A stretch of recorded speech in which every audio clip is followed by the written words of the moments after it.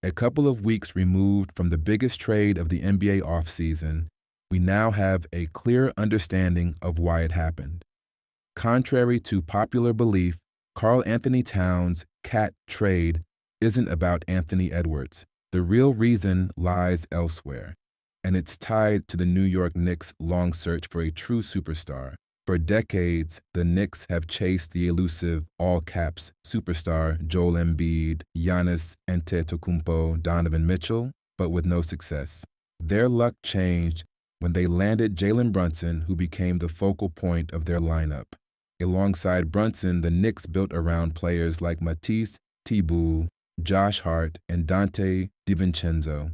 Yet, despite having a well-rounded team, they lacked a true center after losing Isaiah Hartenstein and dealing with Mitchell Robinson's injury woes.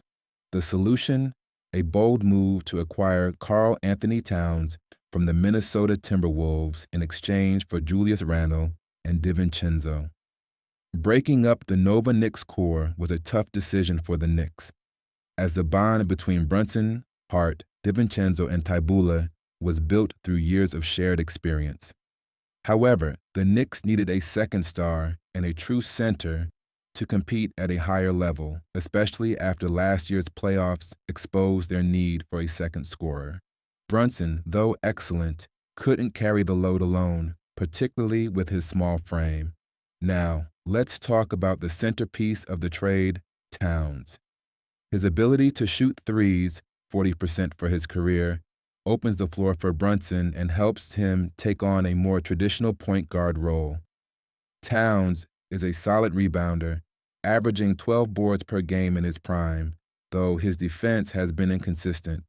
The real question is whether head coach Tom Thibodeau can bring out the best in him, especially after Towns' struggles under Thibs back in 2017 to 2019 with the Timberwolves. Towns has shown improvement recently, with Anthony Edwards helping him mature, but can he handle the pressure of New York's high expectations? Towns' soft reputation could be a concern in the city that doesn't tolerate failure, and the Knicks fans won't hesitate to boo if he falters.